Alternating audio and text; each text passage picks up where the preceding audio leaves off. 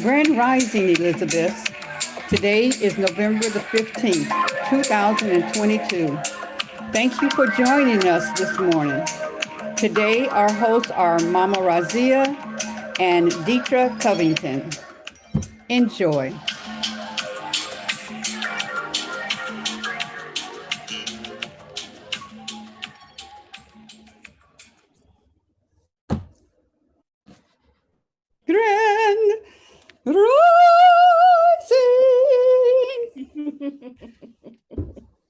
Grand Rising. Grand Rising. Grand Rising.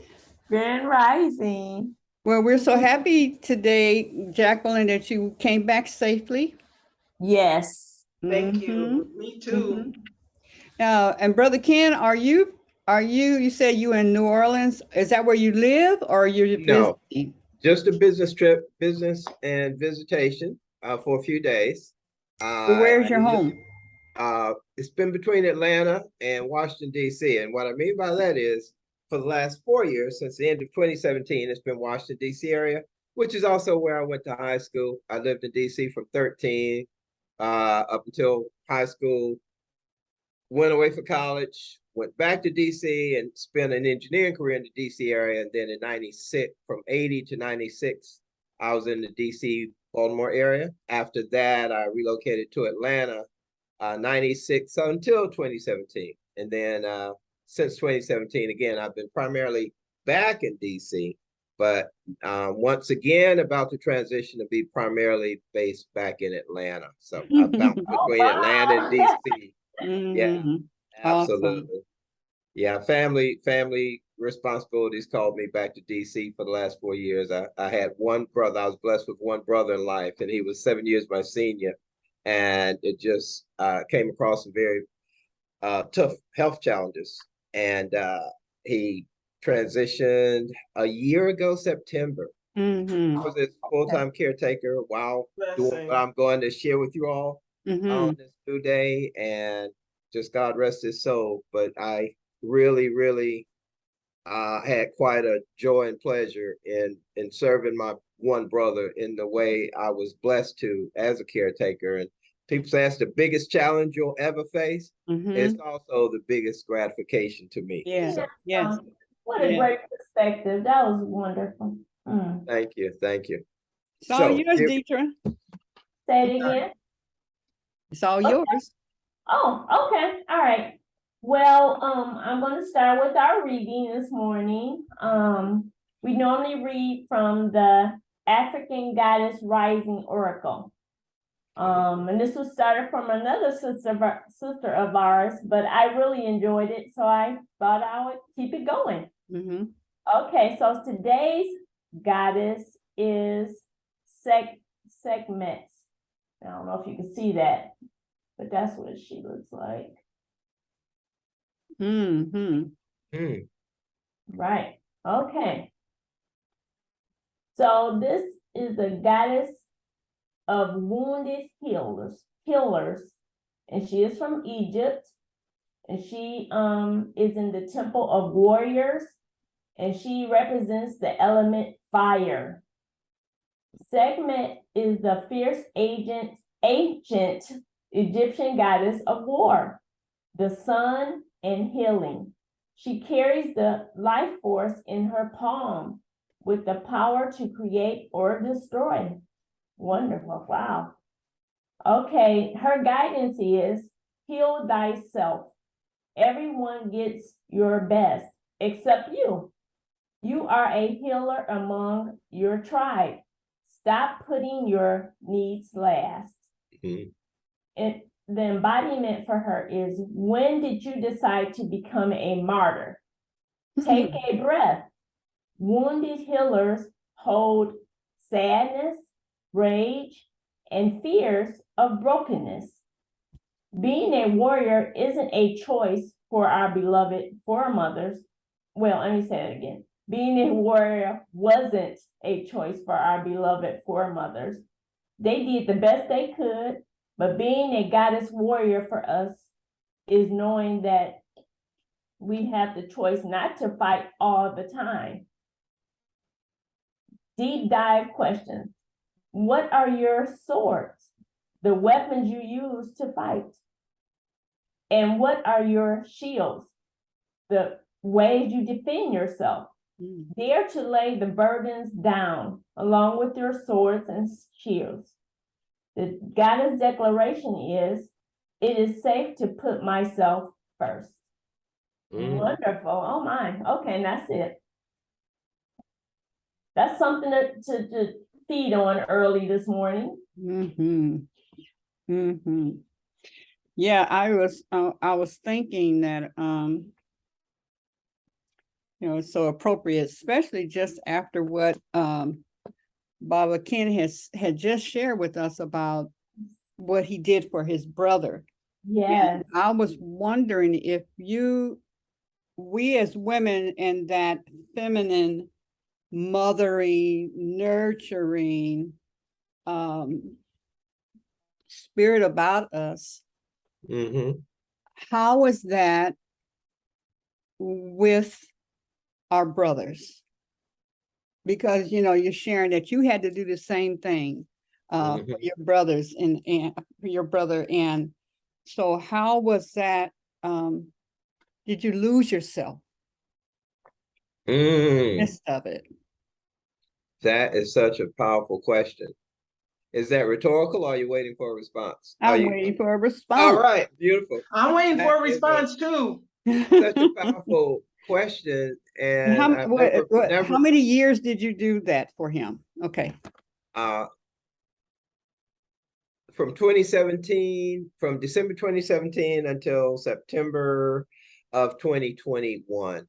So would have been 5 years next month. Would have been 5 years, so short of 5 years. Yeah. And did I lose myself? Wow.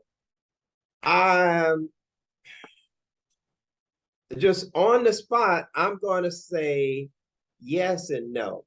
Predominantly no, but Queen, I've got to be honest. I got to be real. A part of me, yes. Now, let me start with the no. No, I didn't lose myself in that who I was as an individual. Not only did that not decrease in terms of what I was able to continue to give the rest of the family, continue to give to my business, continue to give to myself, that increased in some wonderful positive ways. So I didn't lose anything there. And I would say that I was blessed with increase. For instance, seeing the demise in his health, kidney failure, heart condition, liver failure, and seeing that, guess what it did? It made me realize I had to start putting more emphasis on self-love, self-preservation. So I got with a holistic and on a natural diet and a holistic game plan. All of my numbers that were out of whack are all in perfect normal range right now. So it caused me to pause. And as Sister Deitra just read, I realized, okay, while serving his needs and while being a blessing to him, Ken's got to be a blessing to Ken, or Ken ceases to exist just as he did. Okay. Where I would say I did lose something is in his last days, last weeks. I guess it wouldn't really be a loss. I'm going to say it's a loss, but now I'm talking to you and talking this through. It wasn't so much a loss, but I guess I lost. I'll say it was more of a physical loss. I'm as I digest what I'm sharing with you, wonderful ladies. It was just more of a physical loss in that only brother, a mentor to me just as much as my father was, a confidant that I only had in him. So those were the losses. But because of the blessings, as I just stated, because of what God allowed me to find in me to start better preserving this body, the net was a gain. The net result was positive as opposed to negative. So yeah, I would say there was some physical loss, and the emotions that gets wrapped up into that, watching the only brother you had pass away. And I'm sure you all have had someone equally as close to you transition, so you know what I mean. Once we get our age, look, death is going to have been a part of our reality. Mm-hmm. Yes, So yes. that's my real honest answer to that. Wow. Yeah.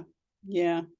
Ken, I was wondering, I know we're talking about it, but yeah, I mean, I thank you for sharing what you have. But do you, is somewhere in your life that you're able to pass what you saw the benefit in, you know, what you did for you? How do you pass that on to someone younger? Another great question. I'm going to summarize the way I summarize it in a eulogy for him. Is you know, there's a scripture in the Christian Bible that asks the question, "Are you your brother's keeper?" Mm-hmm. Mm-hmm. Now, I extended that little short phrase to ask, "Are you your mother's keeper? Are you your father's keeper? Are you your aunt and uncle's keepers? Are you your sister's keeper?" Right. And then I underlined it by saying, "You should be." Yes. You Yes. should be. We were meant to be a blessing to others. Those blessings should start at home, in Yes. my opinion. And as you are a blessing to them, one day, the Creator will flip the script on you. We will need that blessing one day. We will welcome it, and we will hope and pray that the blessing we were to others in their time of need will be there for us in our time of need. Yes. Yes. Thank you. It Thank would be nice to think we won't need it, but reality says we probably will, and we will hope we are sent a keeper. I know, I hope that, and I pray for that. Oh, wonderful, wonderful. Yeah, I think that for women, many don't find a balance. Mm. Don't find a balance because we are nurturers, Mm-hmm. and Yes, therefore,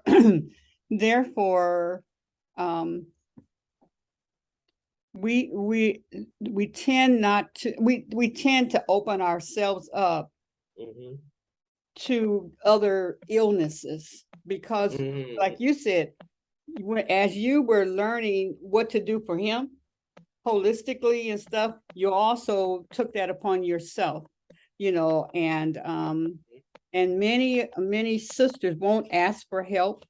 You know, we'll just take it on ourselves, and then the other thing is that I'm just thinking, I'm creating this in my mind right now. Okay, that's beautiful, beautiful. Is that when we get so many no's, then I'm not going to ask nobody. But I found from brothers is that when the brothers ask, it's more of, look, I need some help, blah, blah, blah. You do this, you do that. And you know, where the woman, oh, I already asked, I'll just do it all myself, and they just take all on themselves. And then don't do what we should and could. And then there you are, you know, in resentment, you're in unforgiveness because they keep saying, no, we'll forget them, I'll love them from afar. And then there's that big weight that they're carrying. And so often, there is not too far after they leave that they leave. Right. They don't even know what to do with themselves now that they have the time, because they were 24/7 with the other person. Right. So I admire that about our brothers. You know, you're more focused, and you don't have all these extra hormones for things to attach itself. Yeah. So yeah. Powerful. Those are powerful words, Queen Adnai. That's so real. That is just so real. And I see that when I look at the women in my life, both inside the immediate family as well as outside the family circle. When I look at those who most influenced me, you made me just realize on the spot is they were nurturers. Yes. They just had that gift and they used it in a mighty way. Mhm. And I never thought of this, never. Even when people ask, this environment, this moment has made me realize something. The fact that I had so many wonderful, nurturing women in my life that poured into me in various ways, not just health-wise, in various ways. Mhm. That's if someone was to ask me now moving forward, well, Kim, what's the key thing that made you dedicate so much of the last almost 5 years to your brother when you had so much else going on? I would say the fact that someone showed me how through blessing me with that same nurture. Isn't that something? Wow. I never thought, but you all look, I thought I was here to help you. You all are helping me. That's beautiful. That's beautiful though. I just never thought of that. Yeah, that's wonderful. But you have to keep that balance. Another great point you made is all of us, especially our sisters, especially our queens, have to keep that balance because, like you said, you're by nature you're nurturers. You're emotional, and you pour that into your family. You pour it into your work. You pour it into your businesses. You pour it into one another. Mhm. But then the key question becomes, but how much are you giving back to yourself? Which is why I love that reading. And it Mhm. is okay to put self right up there with the love and care and nurturing of everyone else. How often do you stop, ladies, and nurture yourselves Yeah, in the way of balance so that you can continue to nurture all those who are dependent on you? that's right. Right, right. And then we can get caught up in what people may think. Absolutely. And you'll have two sisters, and one is denies herself. The other one was to no, I've got to go get this. I've got to go Mm-hmm. and take some time out for myself. And then you're being judged by that. But the Mm-hmm. other one, she's the one that says, no, I have to go get my hair done. I have Mm-hmm. as little as get Mm-hmm. your hair done, Yes. as Yeah. little as Yeah. those little things. And the other one is feeling like you are, how dare you do that and all this, and she's Mm-hmm. falling apart. She's falling apart. So the other one Right. ends up having to take care of her Right. and her mama, Right. Yeah. Yes. whoever Yes. that person is. So you Yes. really, Yes. really gotta, Yes. us Mm-hmm. as women, we Mm-hmm. must be careful about that. I have a song and I'm gonna play it a little later. It's about me. And Mm-hmm. it talks about a woman and her whole day and all the things that come, what happens in the morning with the kids and what happens, in the afternoon. And she got to go to work. And Mm-hmm. then after that, she needs to go shopping and she wants to Wow. make sure she spends some money, Mm-hmm. and then at night, she's like, with her husband, no, Mm-hmm. going to be Mm-hmm. about me tonight, Mm-hmm. because today it's about me. Mama Evelyn. Mm-hmm. Wow. Yeah, I wanted to say, that I took care of mom and dad, mom until she passed and dad until he passed. But Mm-hmm. I had other things going on that, Sheena was still in school and I had to work and I did things for me. Yeah, Good. definitely. I took care of me during that Good. time. Good. It's funny because my brothers, they when I asked them to sign so that I could be her guardian, because down at the courtroom they want to make sure your paperwork is in order, and I'm like, I don't care about paperwork. I'm gonna do what I gotta do because these are my parents, and you can't tell me that I can't take care of them. Mm-hmm. But Mm. they were like, well, you're just saying that mom is, is not capable. I said she's not, and when he came up here to gonna get on me about it, he realized that, oh, Mm. she is as bad as I Mm-hmm. said she is. Mm-hmm. I'm not trying to take advantage of my parents, and I do not understand how anyone can take advantage of their parents or grandparents and take from them and just don't take care of them, that's Mm. sealing your fate for a Yeah. hell on earth that I Yes. can't. Yeah. Yeah. Can you Yes. imagine the So karma of that? yes, Mhm. yes. And And so now I find myself, battling for, not battling, but stating that nope, it's about me this morning. I closed my door. Nope, it's about me. Yeah, Mhm. good for you. you Good for know. you. Mm. Somebody said something? That was Deitra saying, good for you. Yeah, Yeah. yeah. Mhm. Jacqueline, you want Yeah. to share something? Yes, I want to share that it goes along with what Queen Aduni shared and Ken in that about, well, more Ken when he shared, he had an example of people that did that for him. So Mhm. he felt through, this how I'm perceiving it, he felt through what he needed to do for his brother Mhm. because he had experienced it himself. Mhm. And it comes to me that it's sort of like learn by example. Mhm. But there are so many, and now coming to about people or women or any men, women, if they don't have that example, they don't know. Mm. If they don't have that experience of someone being that for them, So true. they wouldn't know how to be for someone else. Mm. Mm. Yeah, So good true. point. Good. So it would go with our prayer for them, for people to receive Mhm. comfort and caring and nurturing so that they can learn to be that for others. Yes. Yes. Exactly. Pay it forward. Yep, Pay it that's right. forward. And Deitra, then, Yes. I'm sorry. When Jacqueline finishes, because we have some new that have come on, would you read that again so they understand the okay, context of what we're talking about? Mm. Go ahead and finish, Jacqueline. okay.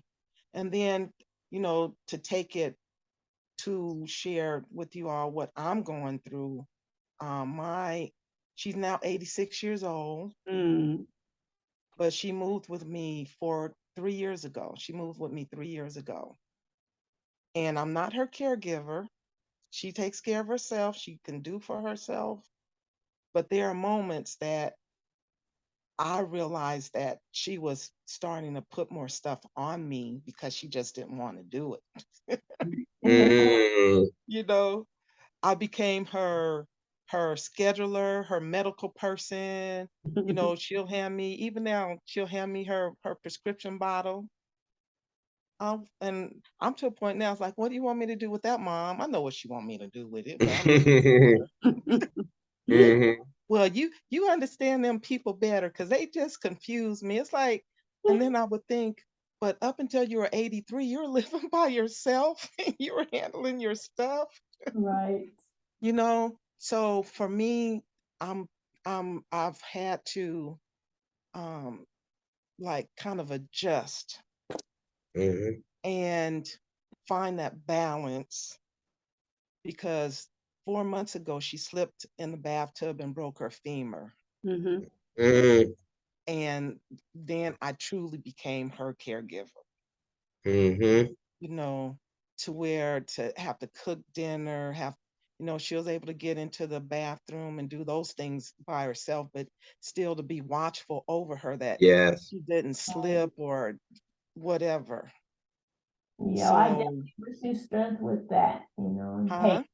I wish you strength and patience with that. Oh, God has given it Yes. because I mean, she actually 2 weeks ago the doctor released her to start trying to walk again, and Oh, Mom good. was like, that Wonderful. first day that the therapist wound up telling me, hide them wheelchairs.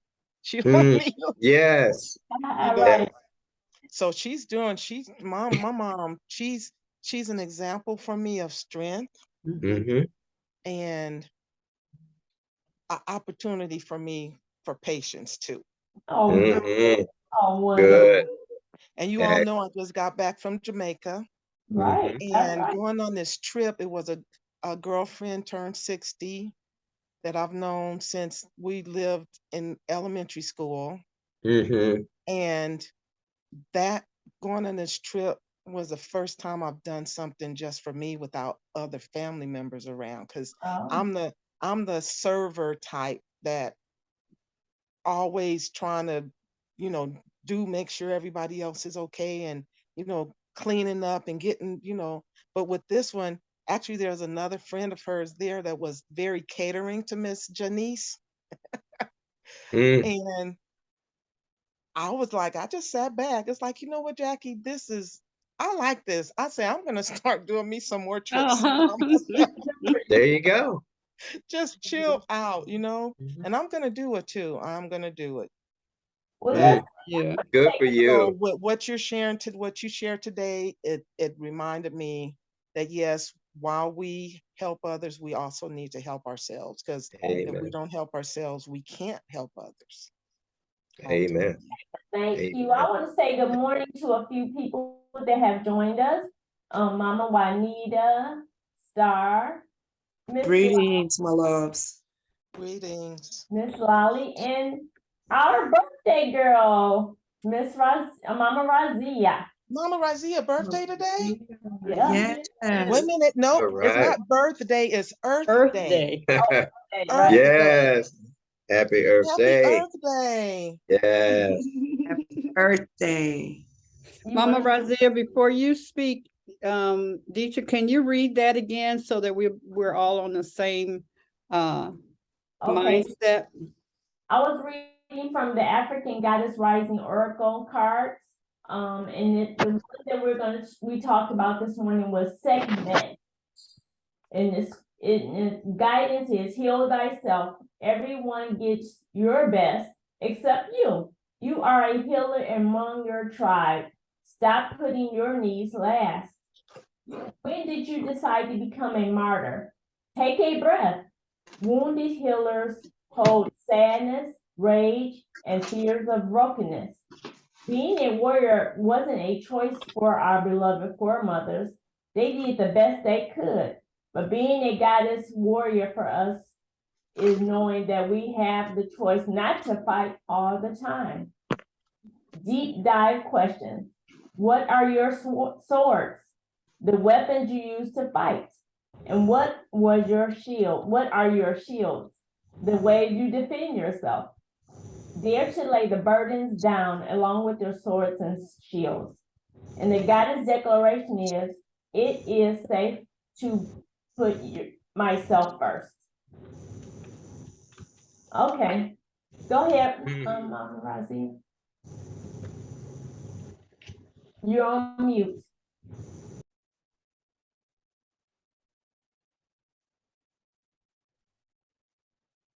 Mhm. Can you still hear us?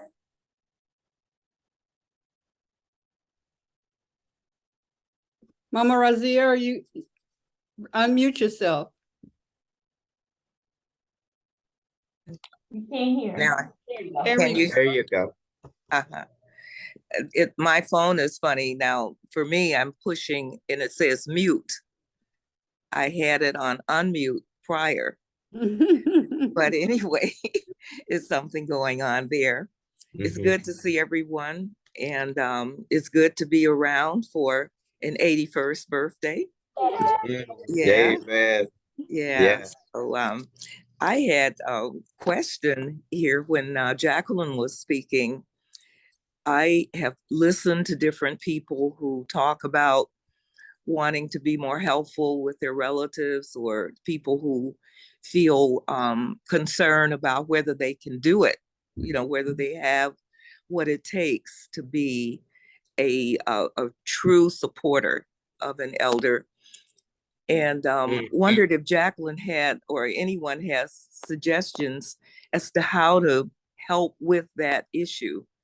Are people knowing who can help them help their elder? For example, Mm. when you have someone that you feel responsible for, they move to your home, are there people in the community who can give you a break? You know, little things, like I heard Jacqueline mention, the physical therapists that come in. That's important, that we know how to plug into the resources that are there, so we don't run from the opportunity. Oh, good Yeah. point. That's right. So true, so true. From my experience, Ma Raziya, and good morning and happy Earth Day. Thank you. Based on if someone has insurance, always tie in to what resources they have on the medical side. And I guess my bottom line is just talk to people. If you need help, you got to ask for it. And you can't be scared to ask for help. And with whomever they're caring for, to talk to them too and ask what kind of help they want if they're able to express themselves. Because I know there's potentially some situations people have different medical challenges that can't express themselves verbally or whatever, but just people need to realize that we're really not alone. Just like they're going in to help whomever they're wanting to help, they need to know that there's somebody out there or groups or whatever that would want to help them also. Okay. Just not close themselves off and think it's them against the world type attitude. Right. Thank you. Well, I want to share this. Happy birthday to you. All right. Happy birthday to you. Oh, Raziya! Yes, indeed. Happy birthday. Yeah. How a man who died for good could not ever date a word. Yeah.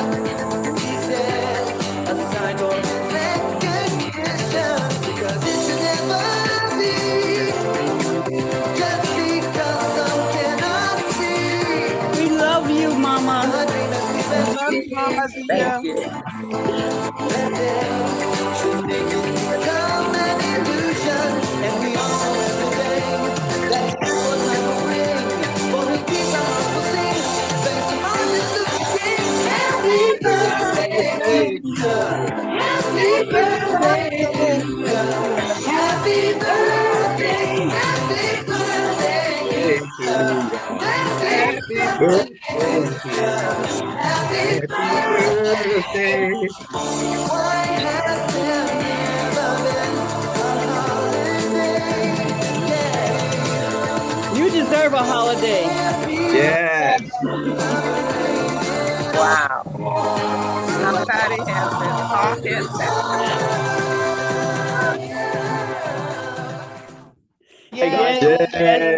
Yes. Yes. And Happy birthday. with that being said, I really want to acknowledge you, Mama. In my just meeting you, I don't even remember, but it's been a long, long time. And you are the total example of someone who gives of herself, yet still takes care of herself. Yes. And that the people that you surround yourself with, the I always have to think about the name of the organization. Healing Support Network. Healing Support Network. You all, I'm part of it too, really do that. And the reason why those people who come into your life do that is because of you being the example of that. Yes. Yes. Because of your husband being this, you couldn't marry nobody else that would be selfish, because you are so giving of Yes. yourself. You're so giving of your home. You're so giving of your knowledge. You are so giving. You are that. And I want to thank you for everyone that did not say thank you, And I want to Mm. multiply those who did appreciate it. I want it to be multiplied 100-fold. Yes. And what I had written down here is that the difference between, I mean, you are one healthy sister being 81. Yes. No matter what those little things about the ear and, I mean, but you are very helpful and still out there helping other people, That's true. even with what she's going through. There's one thing about doing it from joy versus obligation and resentment. Mm. You do it and have always done it for joy. You really walk into your purpose of life. And we are so glad that you chose Earth at the same time that we are here. Yes. Yes. Yes, Ashe. Thank Yes. you. Those are beautiful words. Mhm. I love and appreciate all of you. And I remember I was in my 20s and I realized that I had chosen social work. Mm. And I said, you know what? I would go to this job whether they paid me or not. Mm. I had handpicked an agency that I would work with and a community of people I would work with, and I just loved it. And there's something about giving love, it really comes back, it reflects back. And I've just had wonderful growth experiences. An elder who was lecturing to us told us that the people who come into your life often come for assistance or come to ask a question. They are your teachers. Right. And sometimes the person it's difficult. You say, my God, wow, how did I get this? And it's a few days later, a week later, you realize that you wondered what would have happened to you if that person hadn't come Right. into your life. Mhm. It was a very important encounter, although it might seem difficult or hard. And Sheila, I thank you for those beautiful words. And I thank all of you for singing happy birthday and being a part of this special celebration. I never thought of what it would be like to be 81. Mhm. Never gave it a thought, Wow. just kept living, didn't have time to think. Maybe what. And so it's a good feeling. Good. Yeah. And it is good to, I looked at myself in the mirror just 2 weeks ago and I said, wow, how did this happen? I have 82-year-olds, 87-year-olds, and different people, and some 71-year-olds who are calling on me to give them transportation or to help them get to this or to help them find that. And I guess that's something to be thankful for. Yeah. Yeah. Yeah. Yeah. So, and I've had a lot of unexpected joys and gifts and things in my life, and the travels that we did. One of my girlfriends called me from Detroit one year, and she said, "Oh, Raziya, your lights have been turned off." And she was so excited and so concerned. And I said, "Girl, I am on vacation. Don't worry about those lights. I'll deal with it when I get back home." Yeah. And be at peace. Yes. Right. Yeah. They will be taken care of. Right. And that's kind of the way I've lived life, just taking each day at a time. Mhm. And thanking God for Yeah. that. Mhm. Yeah. Mhm. Amen. Beautiful. Ashe. Beautiful. So thank you guys. Thank Thank you for this pause. You're welcome. Thank you, Deidre, for giving me my wake-up call. Yeah, and I would do it anytime you want me to. Okay. And the one that told on you is Juanita. Mama Oh. Juanita. Yep, she That's- told, and then Deitra backed it up. So Mm. That's Yeah, how the get word got out. away. Well, who's going to introduce our brother who has been totally involved with us from the Oh, thank you. I'm gonna let Beautiful. Jacqueline. Go ahead, Miss Jacqueline. Happy New Day, sisters, again. You know, I've been so excited about being able to present to you all the financial health series that you, through Sister Raziya, encouraged out of me to share with you all. And this morning, or last week actually, I knew this trip was coming and just so many things were happening with my mom and family and things. And after the session, you guys remember last Tuesday, I was tired because last weekend was my Earth Day. So I Yeah, had that's right. an awesome Earth week. And so after that, the session on Tuesday, it's like, I can't do it because I'm tired. So I call Mr. Ken Harrison and ask his permission first. Say, Ken, can you cover next Tuesday for me from 8 to 10? And he was like, sure, Jacqueline. Oh, that was nice. My introduction with Mr. Ken Harrison happened maybe a month ago now. That a friend that I love dearly, she had me to listen to his presentation, which he's going to share with you all today. And it is so informative, and it just opened my eyes to a whole different aspect of our financial health, our understanding and managing our finances better.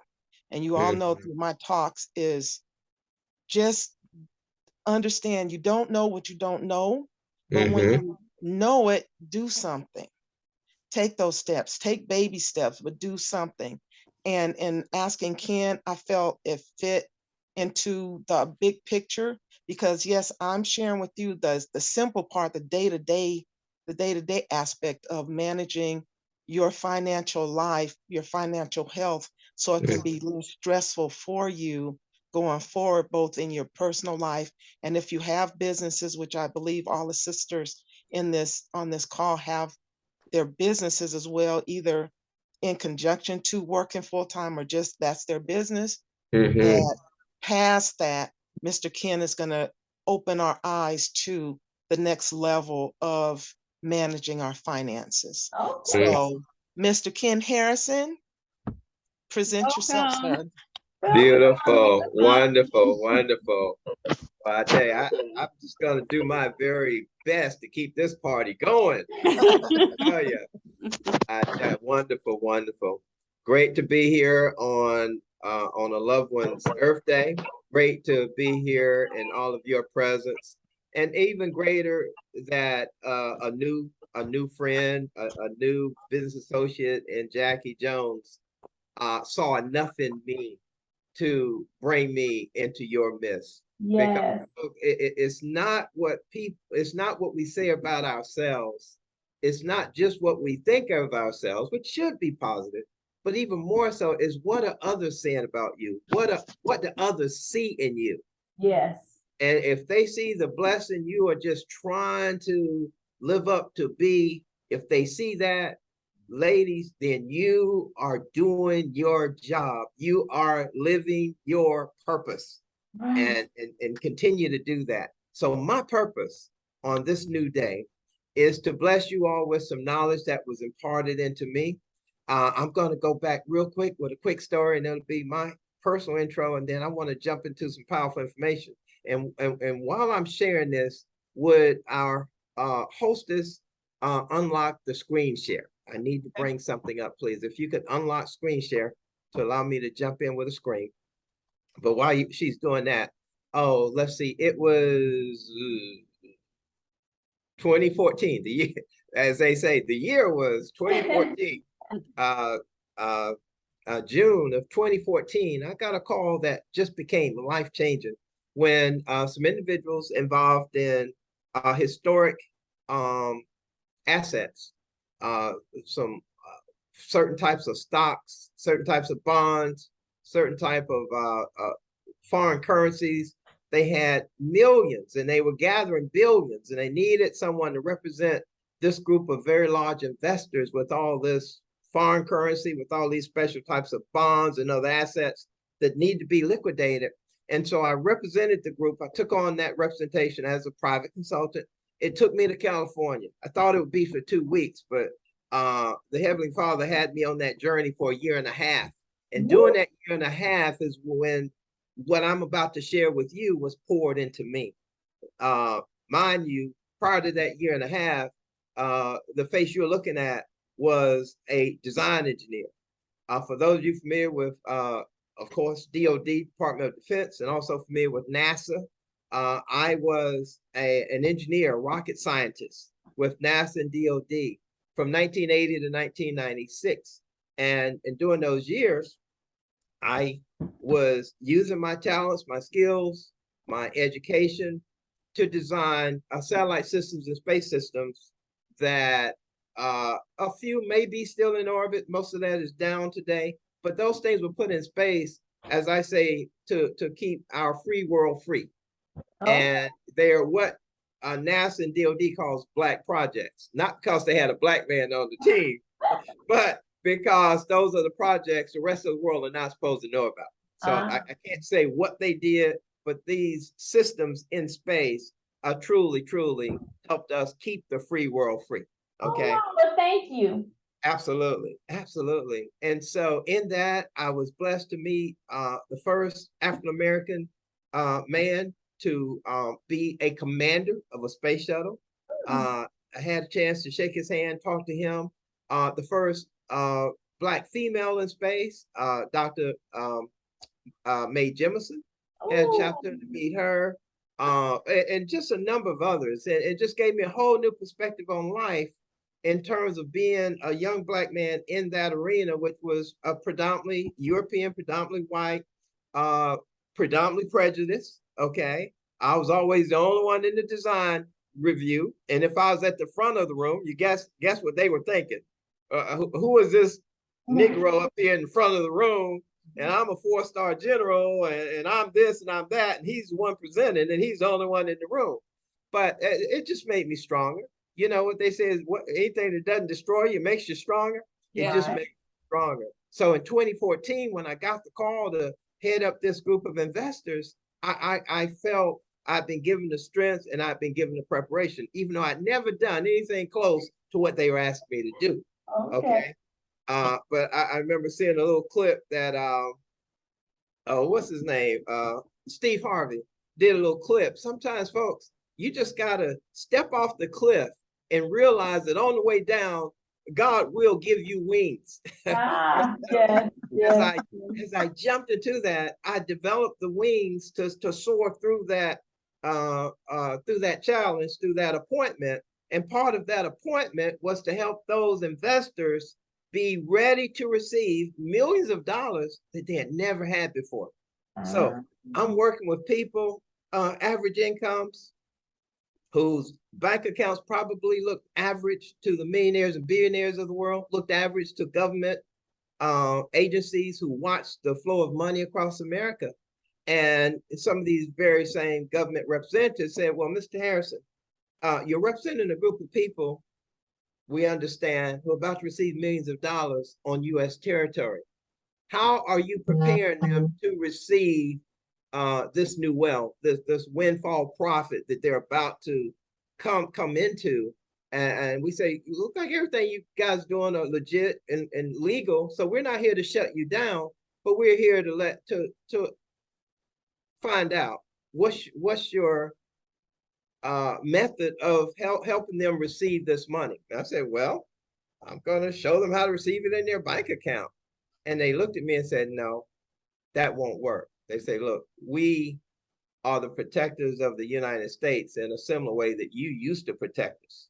They say, we will not allow millions of dollars to flow into a personal bank account that has never seen those kind of funds. They started quoting the Bank Secrecy Act, the U.S. At the time, the Patriot Act. The Patriot Act was in place. Patriot Act came out in 2002 as a result of 9/11. The Bank Secrecy Act came a few years later. But all in short, ladies, those acts have certain laws that we don't have a clue about. How many of you, how many of you have read the Bank Secrecy Act or the U.S. Patriot Act? None of us. I've read excerpts, I've read certain paragraphs, but none of us. But there's one paragraph in the Bank Secrecy Act, I'll say BSA for short, but that's a congressional act, which is a law. One clause in the BSA is the suspicious activity clause. Did you know that they consider it suspicious activity if you attempt to put cash into someone else's account and you're not a signatory on that account? Wow. They consider that suspicious activity. They can detain you if they so choose. It is suspicious activity to go and attempt to pull 10,000 or more cash out of your own account. Now, they'll give it as a wire transfer. You can get a certified check, a cashier's check. Don't go to your bank, ladies, and ask for 10,000 cash. Don't. It raises a red flag. They want, well, what is she doing? What is Jackie needing $10,000 cash for? And what are they thinking? Oh, is this a possible drug deal? That's presuming I even got $10,000 in the bank. Absolutely. But if they see the movement of cash, 10,000 more, there's a sudden concern. You're a threat to the government. You're a threat to the community. You're a threat to state law. You're a threat to federal law.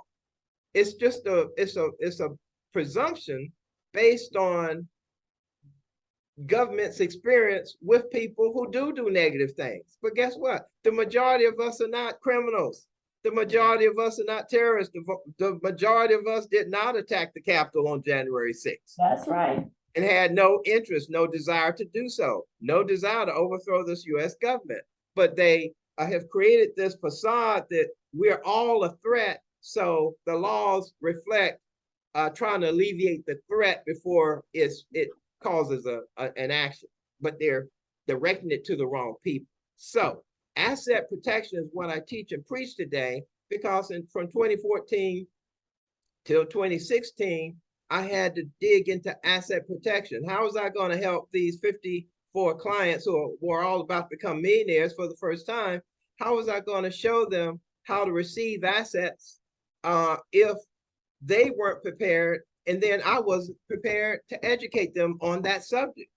And long story short, I was blessed with a new presence in my life, a gentleman out of the blue, an African-American male, Black man, came out of nowhere. Literally, he knew everything about what?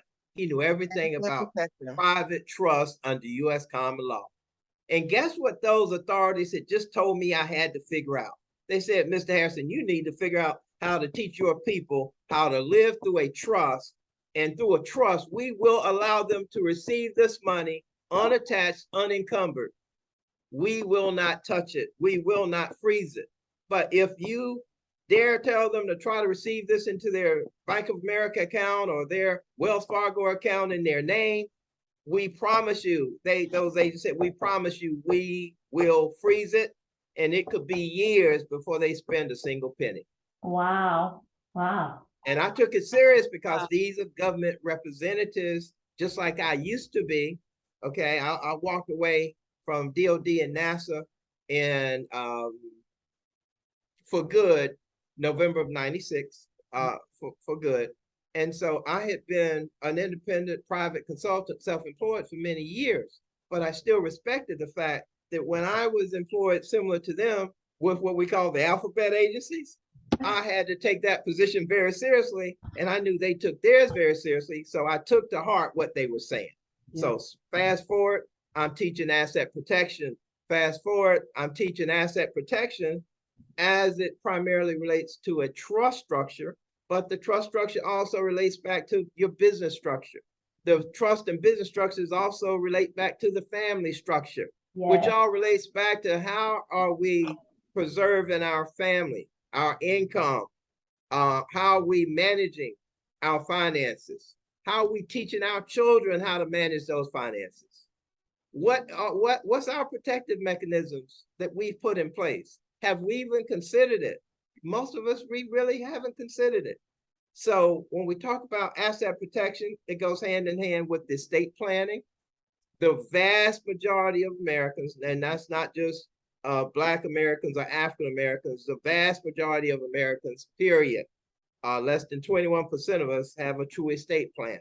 Less than 2% of us understand the merits and the values, or overstand the merits and values of living through a trust. So I'm here to put you into the overstanding of what the benefits and values of a trust are, based on the experiences I've shared in representing clients, based on my own personal experiences where, yes, RS froze my account once, saying, oh, well, you owe us money, and until you call us, oh, we'll just freeze your account. Now, did I get a letter? Did I get a phone call? No. I go to the bank one Friday in Stone Mountain, Georgia, to pull out some funds for the weekend on a Friday, and I can't get into my account. I go to the teller, and teller says, Mr. Harrison, she passes me a slip with an 800 number. All I can say, sir, is you got to call this 800 number. Well, that was my first exposure to the power of the government and the Patriot Act and the Bank Secrecy Act, when I couldn't get a dime of my own money. Wow. Okay. Now, thank God, it was minor. I was able to clear it up in a couple of days, and they unfroze my account when I responded to their request. But what if it hadn't been that simple, and my bills were due? What if I had still had an infant, which my 3 children are grown and out of college, but what if I'd had an infant and I was just going to get food to have in the house just to feed my baby that day? It could have been ugly. And for millions of Americans, it does get that ugly, where when your accounts are frozen, your life is frozen. You're at a standstill. And so I teach what I teach. So number one, that won't happen. Hopefully, prayerfully, that won't happen. But more importantly, how do we take the fact that we may learn some things to protect the assets today, but what about when those assets transfer to the next generation? What about as our kids, our children are coming up? How are we going to pour into them some of the things that I'm about to pour into you? Well, you're going to see that and hear that in this presentation. It's financial literacy is not just meant to be learned by us, ladies. It's really meant for us to teach. Right. Teach the others in the family. Beginning with the children, but share it with your other relatives as well, who are adults. Share it with the neighbors. Share it with your business associates. Because again, if less than 21% of us have any form of asset protection, and less than 2% of us nationwide have no trust in place, no will in place, we can do better than that. So moving forward, I'm going to see if I can share a screen. At this point, yes, it allowed me to share. 1 second. Let's see, where is it? Oh, this is delicious. I know. All right. And I'm not talking about the drink, although it is too. Good stuff. Good information. Outstanding. Just getting warmed up here. Let's see.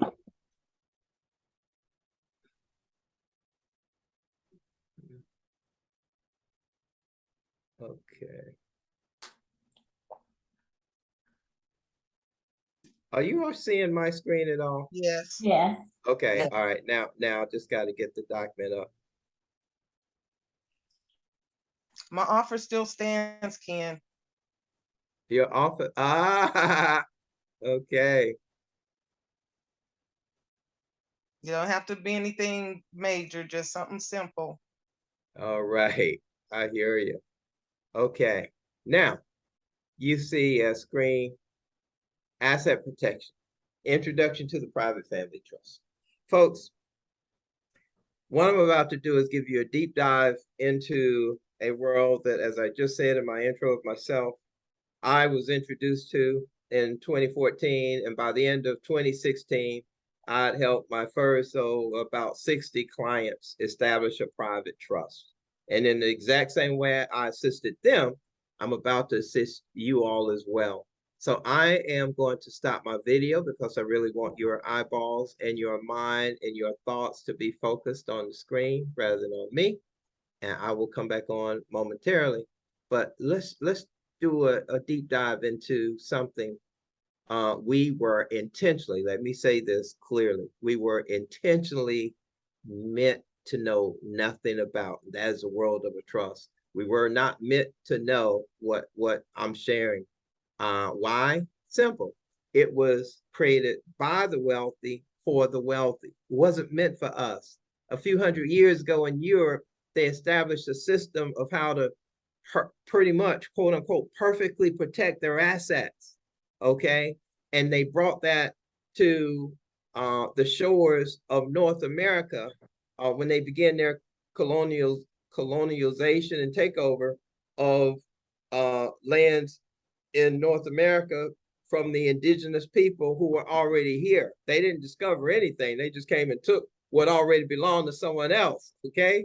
And as they took it, they said, well, how can we make it so that as this new government appears in this new land, and as we establish our ways over the ways of these indigenous people, how do we protect these assets, quote unquote, forever? And guess what the answer was? They brought this trust concept with them. And so the very first trust in America was established in the Jamestown colony. If you all remember in their history books, the establishment of the Jamestown colony settlement in the 1500s in on the James River in Virginia, just not far from Richmond. When they established that, they took the land from the indigenous people of that area. And guess what? Today, that land is still in that first trust. So it works. So what is a trust? Do I deserve a trust? Who runs a trust if it's created? Is a trust tax exempt? Can a trust own a family business or any other business as far as that goes? Who benefits from a trust once it's created? Can your trust grow? Can a trust fund grow to millions of dollars even if you start at zero? You know, are trusts regulated? Regulated by state government? Regulated by federal government? Are they regulated? You know, can a trust own foreign assets? If I create a trust, Brother Ken, in America, can it own foreign assets, foreign stocks, foreign bonds, foreign currencies? Some more thought questions. Is my family worthy of a trust? Like the Rockefellers, like the Rothschilds, like the Kennedys, like the Mellons, like the Carnegies, like the Buffetts and the Elon Musk and the Bill Gates families of the world. Are we as worthy as they are? I'll say yes, absolutely. What's the cost of a trust? Does a trust die when you die? Can a trust own cryptocurrencies? Okay, all these questions and more, folks, are going to be answered right now. But before I jump into answering those questions, I want one more question to be put at the front of your mind. And here it is in front of you. What does these agencies, organizations you think have in common with one another? What would government agencies have in common with sports leagues like the NBA, the NFL, the NHL, that's National Hockey League, MLB, that's Major League Baseball, NCAA, that's a multi-billion-dollar private organization that oversees all college and university athletics in America. NCAA, National Collegiate Athletic Association. Folks, most of you might have easily thought that was maybe set up by the government, or you know, that's a public group looking out for the well-being of student athletes. It's none of the above. That is a private group of white European males. Initially, it's now involves some women, primarily though, who established the NCAA to be a boys millionaires club. And today they make billions off of students at athletes that are paid how much? Zero. How much? Zero. Zero in any college or athletic sports. They are paid $0. Now, they do get a scholarship. They are granted scholarship as long as they're on that football field, on that basketball court. Yes. But guess what? In college, folks, and some of you might relate, I could do what was called college work study. And I got my scholarship, my academic scholarship, plus I could be paid as a student on a student work study program to pay for those bills that the scholarship did not cover. But these athletes can't do that. That's how powerful the NCAA is. But what would they have in common with government agencies? And what would universities and wealthy families have in common? Medical centers, what would they have in common with, what would a medical center, you think, have in common with FBI, CIA, State Department, Social Security Administration, Department of Interior, Department of Transportation? What would they all have in common? And here's the answer. They are all a form of trust. Just let that one sink in. They all operate underneath a trust. So when you think of how powerful you've noticed they are, when you think how they never can be successfully sued, suits are brought against them, but they're also always settled in private, always settled out of court. And folks, it's because they are all trust.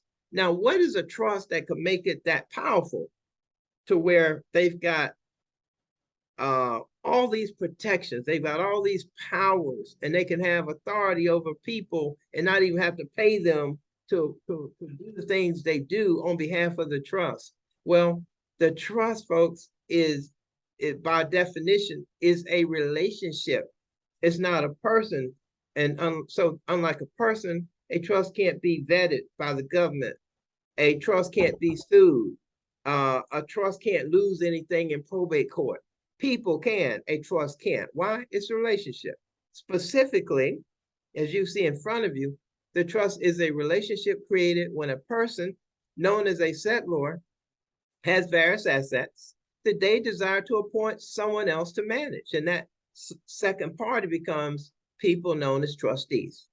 And the trustees manage and protect those assets on behalf of a third party to this three-party relationship known as beneficiaries. So you have a three-party relationship. The first party is the creator of the trust, known as settlor. The second party are one or more trustees appointed to fully control the trust, and the trustees work on behalf of the trust and the third party known as beneficiaries to grow and protect the assets of that trust, to grow those assets, protect those assets, preserve those assets, and set it up so that those assets will be perfectly transferred to the next generation.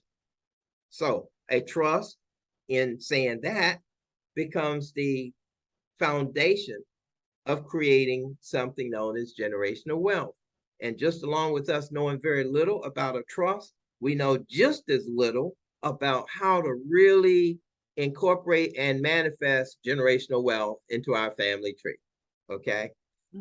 So there are various types of trusts that utilize the structure. There are corporate trusts that do this for corporations. There are land trusts that provides trust protections and trust benefits just specifically for real estate. There's charitable trusts that do this for charitable organizations. There's a thing known as a spendthrift trust, which sets up someone outside of your family to manage the family income, the family assets, the family wealth. The idea is, they want to help you be more thrifty in your spending. So they establish themselves as the manager of your trust. I am not here to do that.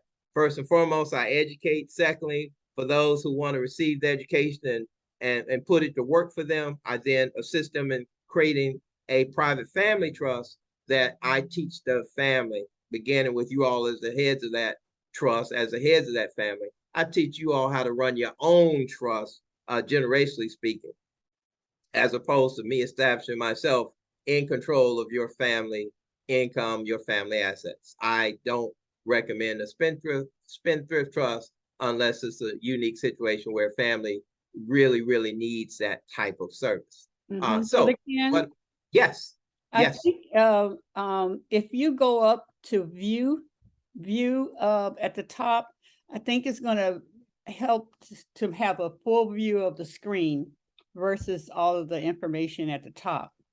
Oh, you know what? Thank you for that. You see where what I normally do is if yeah, full screen. There you go. do you have it now? You got it. Thank you. There you go. Thank you. I forgot to do that. Thank you. So the best trust for the private family structure for protection of private family income, private family assets, and pass it on to your next family generation. The best one, folks, that I've seen and that I therefore teach it and preach it is the irrevocable express trust.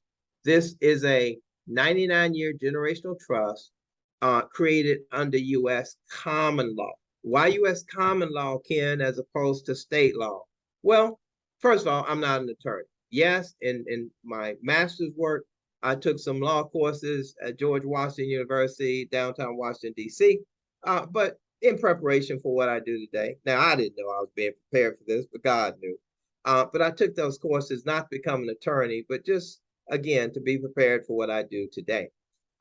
So in taking those law courses, I came to realize, and now in doing what I do, folks, when you put yourselves under state law, which is okay for certain things, but when you put yourself under state law, you're keeping yourself under their control. Part of what I teach is how to get out from under unnecessary control. Some controls we could argue all day are necessary, but there are some controls over you, over me, over us that are completely unnecessary. And one is if you decide or if you embark upon creating a trust, you don't need the state controlling your trust. It's enough to have the federal government controlling it. So the U.S. common law allows us, amongst other great things, to create your own private family trust outside of state law. So there are a number of types of trusts, and within the different types of trusts, there are two categories: statutory and non-statutory. A statutory trust is the type you would get if you went to your attorney in Detroit or your attorney in Chicago or New York, New Jersey, and asked that attorney to prepare a trust. They're going to reach in their drawer or file cabinet and pull out a statutory trust, because what do they teach? I mean, not teach. What do they practice? They practice state law in the state that gave them their license to practice. But we're getting from under that, and we get from under that doing the exact same thing under our rights of contract law, which is underneath U.S. common law. You and I can do a contract that says we can create a trust, which by definition is what? It's a contract. That relationship I just mentioned is a contract between the three parties to that trust or to that contract. The settlor, creator of the trust, one or more trustees who run that trust, and the third party is the trust itself who benefits from the existence of that trust, or beneficiaries who benefit from the existence of that trust. So the trust is this 99-year generational structure designed to protect any and every asset that's placed into it. The trust is designed as irrevocable. Let me go back one second. I talked about statutory trust. That's trust under state law. I'm sharing a non-statutory trust, which is not under state law, but under U.S. common law, you have a right to create a non-statutory trust, which is not under the control of any attorney. It's under you and your family's control. It's not anything that you have to file with a state agency, since it's not under state law. This is the most private type of trust, therefore, that you can create, since you don't have to file it with RS. You don't file it with Social Security Administration. You don't file it with the Secretary of State the way you would have to file an LCC, or the way an LLC, excuse me. With Secretary of State, if you get a LLC under that particular state, any state, who are you filing it with? Secretary of State. A corporation, who are you filing it with? Secretary of State. With this one, you do not file it. Therefore, you're getting maximum privacy in this type of non-statutory trust. Now, specifically, it's an irrevocable express trust. Real quick, irrevocable means once it's created, it can't be terminated, can't be destroyed, can't be reversed. Irrevocable. There are two types of trust in terms of revocable and irrevocable. Revocable is basically a temporary trust. Most revocable trust dies when the creator of that trust, the grantor or settlor, dies. When the settlor dies, the trust itself dies and resorts to a will and gives everything away. Folks, I'm more into teaching generational wealth, therefore irrevocable.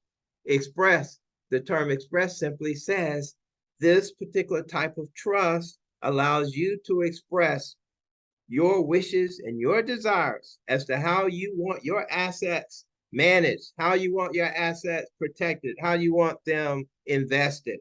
Who do you want to bless with any assets the good Lord blesses you with? You get to express that not only for your physical lifetime, but even after you have transitioned, after you're physically no longer with us. The expressions of how you want those assets to be managed and protected, how you want those assets to bless others, you get to express that in a thing called trust resolutions. A trust resolution is a document. I'll show you how to put all the resolutions together that you could imagine you would want in place, such as if you wanted a resolution in place saying, hey, a cryptocurrency account that you're currently growing, only God knows where it may end up, but you want that to revert to becoming a scholarship fund for nieces, nephews, grandchildren, great-grandchildren. Even if you transition before they all enter college, which is probably the case for most of us, they will still get that education paid for if you have the means to do so, and those means are established in a trust as a scholarship fund.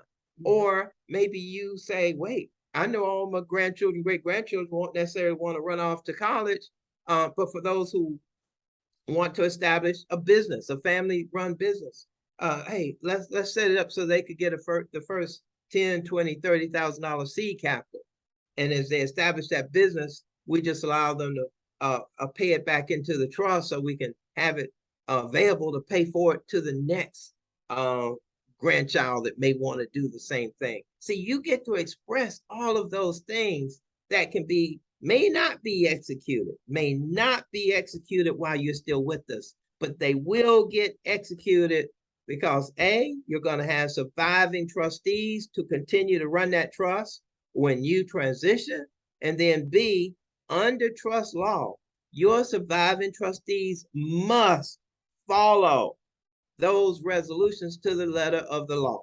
So a resolution might say, well, be it resolved on November 15, 2022. I got with my other trustees and we resolved that we would use $5,000 of an available cash in the trust account to establish a scholarship fund. We resolved that the property at 123 Main Avenue, when I transition, which is now my primary home, that home will become a home for any family members visiting the area on a part-time basis, on a full-time basis. So-and-so shall live in that home, maintain it, and enjoy full use of it. Now I'm just talking off the top of my head, ladies, to give you an idea of the fact that you can take any thought, any wish, any desire of yours, create a resolution, which I show you how to do during your lifetime. All those resolutions becomes the blueprint, if you will, as to how you want your family to continue to be blessed from the assets that you leave behind, to continue to invest those assets. That's the job of the trustees. Continue to continue to do good things for the family, good things for the church, good things for the community, your surviving trustees will, number one, be committed under trust law to doing those things on your behalf, even though you're no longer with us. And number two, you get to say how and what and when those things should be executed if you decide to get that deep into it. Or if you say, look, I'm just going to trust my trustees. My oldest children are my trustees. My spouse, my sister, my brother, they're going to be the trustees that probably survive me. So I'm just going to leave it up to their good common sense, to their better judgment. And I'll let them decide what to do at the house. I'll let them decide to sell the automobiles I'm no longer here to drive, and then to allow them to do what they want to do with that money for the better good of the family, that they're going to continue protect, mind you, with the assets that you and I leave behind. So I want you to think about that for a moment. If we don't put such a plan in place, what happens? There's a saying, if you fail to plan, you have planned to fail. So if we don't put these type structures, if we don't learn these structures that the wealthy use every day, ladies, and we don't start applying these types of protective structures around our income, protective structures around our assets, these type of protective structures around our very family that we love dearly, if we don't put them in place, we have automatically planned for failure. What does that look like? Losing assets in probate court, losing assets to family disputes, where the assets go to family members who didn't deserve it, didn't do anything for you in your times of need, but yet they're walking away with the house. They walk away with the car. Why? Because they bought for maybe at the time of your passing, and there was no structure, there was no resolutions, there was no trust, there was no will. Okay, they simply had the better argument that a probate judge fell for, or they had the money to hire an attorney, and the other family members that really deserve your assets, that really deserve the house and cars you left behind, since they couldn't put up a defense, they lose everything because there was no instructions from you or from me or from the person that created that wealth with maybe 40 hours a week for 20, 30, 40 years, or maybe a business that might not have been a multi-million-dollar business, but that business left assets, and that business left some continuous income or some residuals, or that business left some stocks, bonds, mutual funds. Who's going to get those assets that you leave behind? Why? Because you can't take it with you. I heard Denzel Washington saying in one of his speeches, you've never seen a hearse, you've never seen a U-Haul following behind a hearse. We can't take it with us. So someone's going to get it. Now, do you want that someone to be the government? Do you want that someone to be people that didn't care about you? Do you want that, or do you want that someone to be the people you love and those individuals who deserve I'll say the fruits of your labor that you poured into all your life? I would suggest we make it the people we care about. And if that's the case, who's required to create a trust? Three parties, as I just said: settlor, trustees, beneficiaries. Now, there is a benefit to a thing called the default beneficiary trust. And the benefit is this: if you make the trust itself the sole beneficiary of every asset you place into it, you've established the trust as the default beneficiary. It's the default beneficiary because on a thing called Schedule B, you simply don't list beneficiaries by name. When you don't list beneficiaries by name, it leaves ownership of all the assets to the trust itself. So you no longer own any asset once you place it into this trust. Your spouse doesn't own it, your children don't own it. It's trust asset, it's trust property. Okay? Now, the beauty of that is at any given time, you want to bless the church with a donation, you want to bless a family member with a distribution or a handout or charitable gift of any amount, you can do so. Paying a tuition for a niece or a nephew on the way to college, that would be a distribution. You can do so without the permission of any beneficiary stand around saying, well, okay, you said that money was me, so why you spending it on your niece's tuition? Well, you eliminate that when you make the trust the sole beneficiary, gives you maximum flexibility and control over the trust. And who, by the way, has full control of the trust? Folks, the trustees, and only the trustees. And the trustees are headed up by a person known as trust protector right there. The trust protector is the head trustee. I always recommend have 2, 3, or 4, or 5, no more than 5 trustees. Always have more than one. Why? Because you never want to have one trustee, which is the sole person in charge of your trust. It could be you, but if something happens to you, accidental death, injury that incapacitates you, folks, accident, injury, death, if any of those things come up and happen, which at some point, one or more of those will happen for all of us. When that happens, you need someone else surviving you to continue running the affairs of that trust. So a trust protector is the head trustee, but you want a few trustees surrounding that trust protector. And how do you select them? Well, trustees are going to likely be family members, close friends to the family that may not be blood relatives, but you trust them like you would trust a family member. You love them and they love you like family. So how do you look into the circle of your closest friends, closest confidants, family members you feel you trust? How do you look at them and determine which ones could make good trustees? Real quick, I came up with an acronym. And I just say, act wisely when choosing your trustees. Just act wisely. The A will remind you you're picking someone who would be accountable and available. The A, accountable and available. Accountable to you if you're going to be the head of that trust, which I train you and coach you on how to be the head of the trust and how to groom the next person coming up behind you to take over that trust when you're ready to pass the baton of leadership to that next child, that next niece, nephew, next a son or daughter of yours if you have your own children, and also available. They need to be not just accountable, but available when it's time to talk trust business. Now, you won't have to have a trust meeting every month or may not necessarily even every quarter, but at least every 6 months or a year, have a get together with your trustees. Now, if you got a lot of activity, business transactions and activity going on through the trust, you need to have meetings as often as necessary. So trustees need to make themselves available. Trustees need to also be capable. Capable, the C.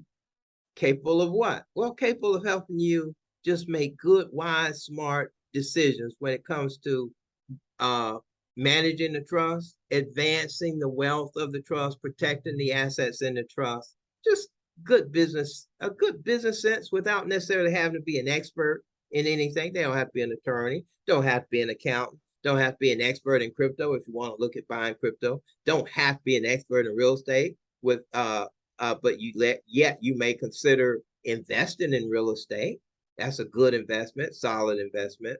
So just capable of knowing when it's time to call an expert. So they can help you carry a conversation up to the point, okay, if we're going to look at crypto, now let's call someone who knows more about crypto than we do. If we're going to look at buying some gold, let's call a company that specializes in selling gold at a discount. So you don't have to be an expert. Your trustees don't have to be experts, but good common sense to know when to call the experts. And then T, trustworthy.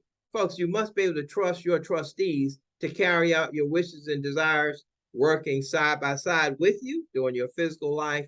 And at the end of that life, you must trust them equally as well to continue to carry out your wishes and desires as to how you want to see that trust run. How do you want your legacy to be remembered? How do you want the assets that you left behind to be a continuous blessing to others under the proper guidance and management of your surviving trustees? So if you take all of this to heart and you say, well, Ken, I see the benefits, I see the value. I want to implement a trust into my family structure, into my financial structure for all the right reasons. Here are the benefits. A, you establish the wants concept. You no longer own nothing, but rather you control everything. And that's what you want. Own nothing, control everything. The wants concept. Folks, this is Wealth 101. You don't need to own the car to be able to drive it till the wheels fall off or till you sell it or till you trade it in for another. You don't need to own the house in order for you to live in it for the rest of your life and then to pass it on to your next generation, whoever that consists of. You don't have to own it. You just have to control it. And you say, okay, Ken, well, if I don't own it, how do I possibly control it? You control it through the trust. That is called living through a trust. So when you hear the concept of a trust baby, Paris Hilton, she's a trust baby. Or Lionel Richie's daughter that he adopted when she was a baby. I forget her first name. Lionel Richie's daughter. Oh, she's a trust baby. Well, folks, you can have trust babies being born into your family in the future if you put a trust in place. So you don't want to own the asset. You just want to control it. And you control it through a trust. You could control an asset through a corporation. You could put a asset, a house, a car, any other assets. You could place them into a corporation or an LLC. And similarly, you could live through that corporation or you could live through that LLC and get similar benefits. But guess what? While most Americans, historically speaking, factually speaking, while most Americans will never run a successful corporation or LLC, 100% of us qualify for private family trust because we're all part of a family. You were born into a family, and many of us, most of us, have established our own family during our lifetime. So we all qualify to live underneath a trust if we so choose. And if you so choose, you begin enjoying the wants concept. What does that give you? Number one, the wants concept, not owning it, but controlling it, gives you equal status as the wealthy because that's what they do. Number two, the wants concept gives you this beautiful shield of privacy around everything you do. Your assets are now held in privacy, meaning that no one knows what assets your family really own because they don't show up in public records. Your house does not show up in a public search on your name anymore. Your automobile and registration of that automobile, the insurance policy against that automobile no longer shows up in your name because all those things have been transferred to a trust. Therefore, you live in complete privacy or as complete as you want it to be, meaning every asset you place in the trust is held in privacy under the name of the trust. So if an identity thief steals your identity perfectly, they can't touch the assets because they can't even see the assets. If the government now says Ken Harrison, like they did right around 2006, says, oh, Ken Harrison looks like he owes us $12,500 from 2005. Oh, let's freeze his account and force him to call us. Well, they could do that then, but today they would not see an account with any significant amount of money in to freeze because that account would be under a trust and it's no longer my money. Therefore, they can think I owe them $1 million. But if they don't see an account, listen to me, if they don't see a bank account with my name on it, but my real liquid assets, my US dollars are sitting in Bank of America under a trust name or Wells Fargo under a trust name, I don't care what they think I owe them. They can't touch it because it's in privacy and legally it's not my money, but I still control it. Therefore, I still spend it the way I choose to as a trustee of a trust. I hope you got that. Now, moving on.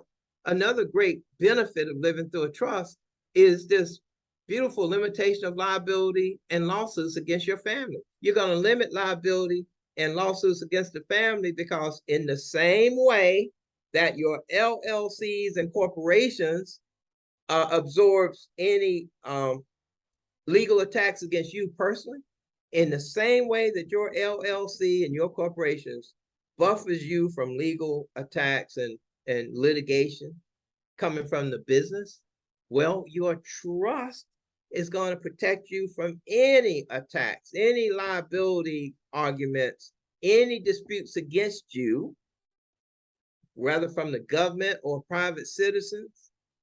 You are going to be protected against those attacks because the trust is a protective shield, just like an LLC or corporation around you and your family when it comes to legal actions against you. Why? Because the legal actions must go against the trust. If the asset in question is in a trust, any argument, any dispute with that asset must be directed to the trust. Therefore, quick example. You have a tree in your yard. You have a house, has a yard. Yard has a tree is blown over in a storm, crushes the neighbor's house. Now, I think you know, if you own that house, if the deed or title to that house is in your name, what happens, folks? Well, that the injured party, the party that received damages or injuries, your neighbor, can come after you and your insurance company because the house is yours, therefore the tree is yours. And they will come after you.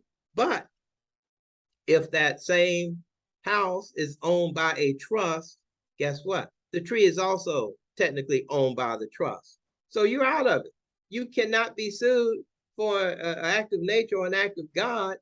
And so what do? They simply settle with the insurance agency who covers the insurance policy that you pay for through the trust. So the house is in the name of the trust. Therefore, the tree is owned by the trust, not you. The insurance policy that has liability protections around that home and that property is in the name of the trust. So there's no need to come after Jacqueline Jones or Ken Harrison. They're going to get paid by the insurance policy you put in place. Now, let's say you say, well, Ken, someone died when that tree fell and the insurance policy wasn't big enough. Well, sorry to hear that, but folks, case law, precedent law, that is all the actions in court across America that's occurred before you and I were even born. All those indicate that it's virtually not 100%, but it's 99.9% impossible to successfully sue a trust. So attorneys know this, therefore they just tell the client, hey, that guy Ken Harris, I'm sorry, he didn't own that property, he was just living there. It's owned by a trust, and we're gonna get you the maximum coverage from that insurance company, and we'll go after them. But no, we can't go after Ken Harrison. He's not the owner of the tree, and we're not gonna try to sue that trust. That'll just burn up our time, burn up your money, and we'll probably not be successful. So we're just gonna settle this. Folks, whenever you've seen disputes against the NBA, NFL, NCAA by student athletes or professional athletes, did you notice that's what happened? They had to settle. You didn't see that drug out through court. They settled. When you've seen someone say, I'm suing Social Security Administration, they messed up my check. You've never heard of a relative or a neighbor successfully suing Social Security Administration, and they mess up everybody's check. You know, that's the government. That's what they do best. They mess up your money that they took from you all your life. And when it's time for them to give it back to us, they have an issue with that. They call it a quote unquote mistake. But moving on, I know time is getting short here.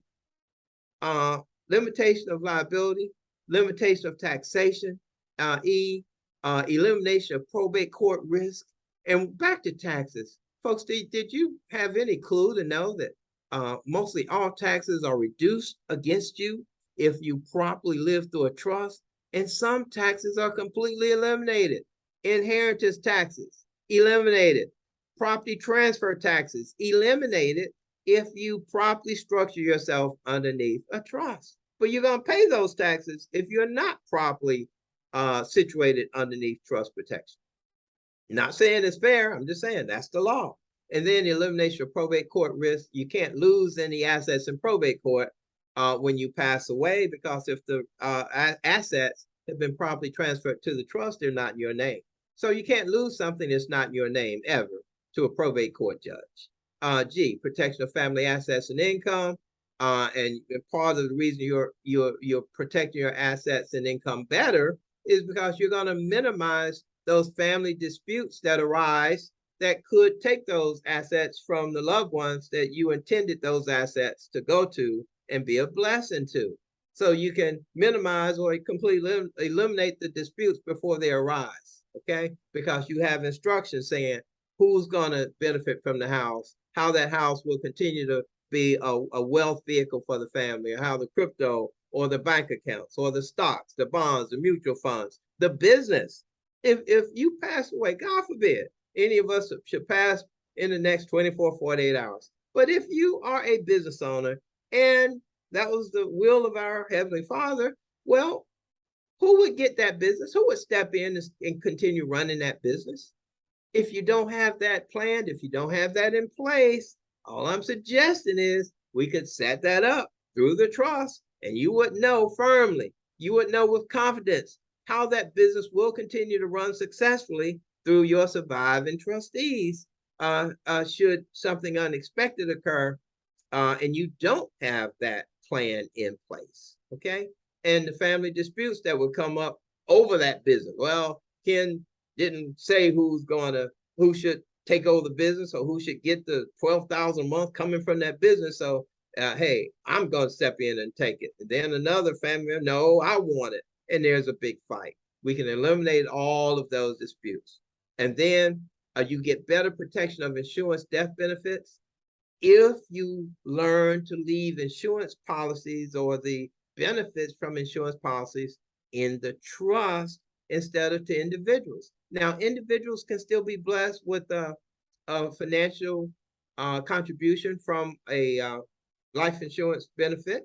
They could still be blessed, but you don't have to give it all away. If I had a $150,000 policy and let's just say 2 children, I could say, well, I want to give 50,000 equally split to the 2 children, but I want that 100,000 to continue to grow. So 10 years down the road, 15 years down the road, that policy is still paying off. That policy is still growing, or at least some of the proceeds from the policy is still growing, still paying off, still blessing others beyond just those 2.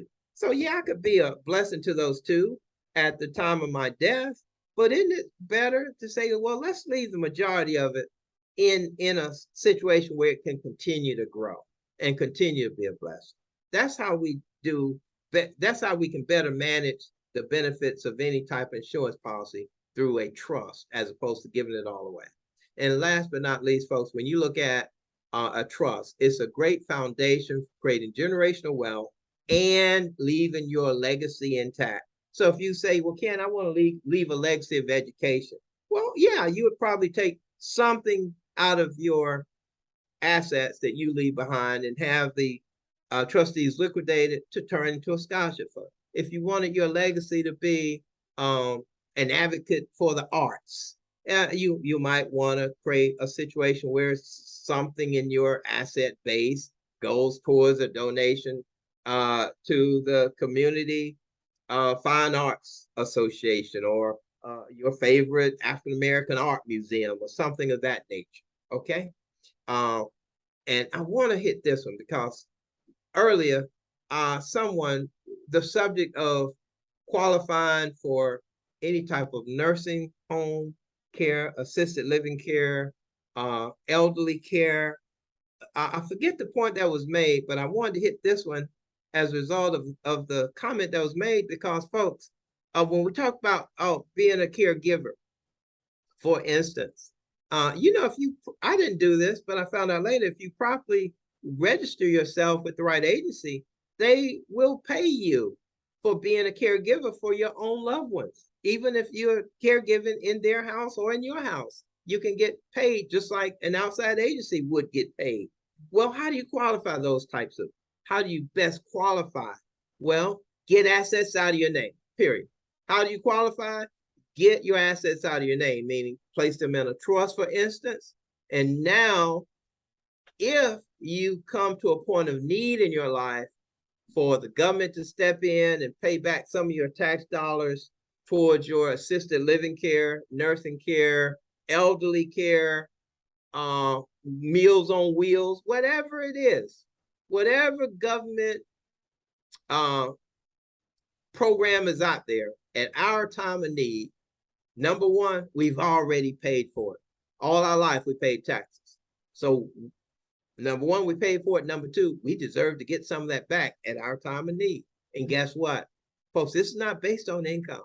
I'm talking period. No. I'm saying millionaires have seminars. Some of my clients have stumbled into them, and one client in Manhattan stumbled into a seminar, millionaires in the room. Guess what they were being taught? They were being taught how to place their assets in a trust so that even though they had millions in assets, those assets would not show up in their name later if they were ever being rated for government assistance at their time of need. Because what if? Yes. Can I interject on that? Oh my goodness. Yes. A month ago, with my mom being injured, someone told me to look into just what you shared about. I can be paid now. Well, I can receive money to help my mom. And I looked into it. And do you know it's on, and you're saying this right now, Ken, oh my goodness. I looked into it, but they said basically your income has to qualify at the Medicare level. And that is like, I think it has to be less. I don't know. Actually, it wasn't even I don't even know what the dollar amount actually. They just told me that my mom made too much money, that she didn't qualify. Wow. So, but now what you're saying about if all of her assets were under her trust, she would be rated as not having the income. And I could be, okay, Ken, we got something else to talk about. Yes. Sister, I know people getting $6,000, $7,000, even $8,000 in assistance for their loved ones, because they, for one reason or another, they did not have assets in their name. I'm not lying and saying that's because they all had a trust. They didn't. But for whatever reason, they didn't have assets in their name, so they get full benefit. But guess what? If that were me or you, and our house and our car and our crypto showed up in our name, even though we should get the same benefit and we worked all our life, they took our tax dollars too. But guess what? You or I would not get it. So I'm so glad you shared that. And here's another note. Back 20 years ago, I was in a situation. I was trying to start a business. When I first started doing my bookkeeping, and it lasted a good year and it piddled out. I needed help. So I went to the state. I was a single mom with 2 kids. And I went to the state to apply for food stamps. You know, these people told me I had a car, a Ford Contour. They told me I did not qualify because I had that Ford Contour. Look at that. And I was like, what? I need to get rid of my car and not have any way of transportation for you to give me some food stamps? Yep. Oh my God. Okay, Ken. Yep. I'm so glad you jumped in with that reality check. Folks, this is real. You can't make this stuff up. You can't make this up. I'm not making this up. Thank you for that. And folks, I'm gonna close right there. You can see she was hitting on the Medicaid, Medicare. Well, that's the next point. That was the last a bullet on this page. So I really want to get to some dialogue as we close out and open up to the rest of you. Because at this point, I pointed out what a trust is, why it's so powerful, and how the power of a trust could benefit you and your family. And I've only hit the tip of the iceberg because this is just an introduction.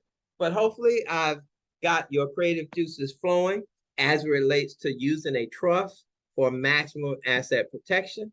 So moving forward as an organization, even if and none of you engage with me to create a trust, just know this falls right in line with all the wonderful things Sister Jackie Jones is pointing to you in her program. Financial literacy, financial management, better financial growth of your money, and then the trust adds in the protective structures. The trust assures that who you want your assets to bless beyond your physical life will be the ones blessed and not anyone else. The trust assures that the next generation will benefit from the fruits of your labor. Whereas if we don't put something like this in place, your next generation gets nothing in the same way that many of us, not necessarily all of us, in the same way that many of us didn't get much from our previous generations. We can turn that around. We can change that. I thank God I was able to have the discussion to show you how. And now I just say, listen, sometimes they often say when we know better, we can do better. Yes. But that choice is yours. I'm now open to comments, open to questions. Well, thank you. I want to first say Thank thank you and you. give you a round of applause because Clap, clap, clap, clap. you really laid this out nicely. You communicated it well, and we appreciate it. And thank you, thank you. You want to take your, come off of the presentation so we can all see each other. Stop share. Okay, there you go. There you go. Juanita has a question or comment. Yeah. Bo, want to thank you so tremendously. It's so timely. Mm-hmm. Queen Aduna, do we have a tether on him? What, baby? Do we have a tether on him where he can't get away? I know, right? Right. Hey, you know what? He's involved in the whole conversation when we first started. So he's ours. Okay, so Right. let me get to my question because I don't want to take up too much time. So I'm hearing some language that ties into is it sovereign citizenry? That is it Sanji or Sanji was telling us about? And I'm wondering, is there a connection? Yes, there is. When you talk about the umbrella of protections we get under U.S. common law, that does tie back into sovereign status, where sovereign status says, while the government looks at us as a sub corporation under the U.S. government, which is why, for instance, if you look at your birth certificate, you'll see your first letter of your name's capitalized on your birth certificate. That's right, recognizing you as a flesh and blood person born into the world, right? But look at your driver's license, and what do you see? Someone tell me, what do you see your name? All cap. All cap. That's because U.S. government said that driver's license is giving the strong man or the sub corporation you represent the right to operate that vehicle. They didn't give you, your natural person, the right to operate that vehicle. And I won't get into it, gets really deep, but you can regain your full sovereign status by what we say, put the strong man to death, reclaim your natural citizen or your natural person back, and then do everything through your natural person, as opposed to the sub corporation, which the government sees you as. And again, it gets kind of deep, but that ties back to U.S. common law, not so much to the trust itself, but since all of that is under common law, God's law, our right to natural law, that's the relationship. So these are two steps we all need to take to do the sovereign citizenry step and the trust step. If you see the benefits and merits and all that, that's two separate independent steps, and both of them do have great benefits. Thank you so much. God bless you. And do you have an email address we can, if you have any other questions? Yes, I have an email address and a phone number. Hey, I'm going to do this. I'll call it out. And if our hostess could also type it into the chat room as I call it out, or for someone who may still want to grab a pen and pad, but I'm going to call it out and then let someone type it into the chat line, please. Okay, I'll type it in. All right, great. Ken Harrison, Harrison. Phone number 404-454-5073. Once more, 454-5073.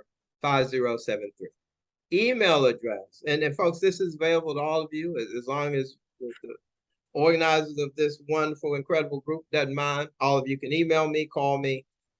Sister Jack will tell you, I'm an open book. You don't have to become a client. You don't have to ever purchase my program. I hope you become a client, but even if you don't, you want to call and get knowledge. You want to call and talk about structures. I do that. That's just part of the nurturing, caring person that I thank God he made me to be. But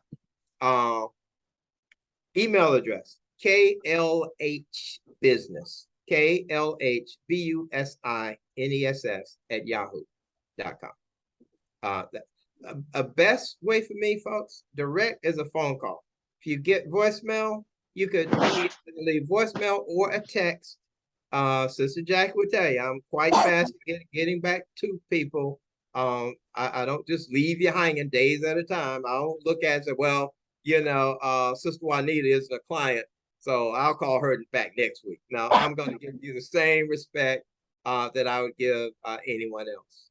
I'm going to talk about if the organization wants me to share fees, I will. If you want me to handle that on individuals who may choose to call me, I will. It'll be the same. Let's do it like that. Yeah, let's do it like that. Okay, fine.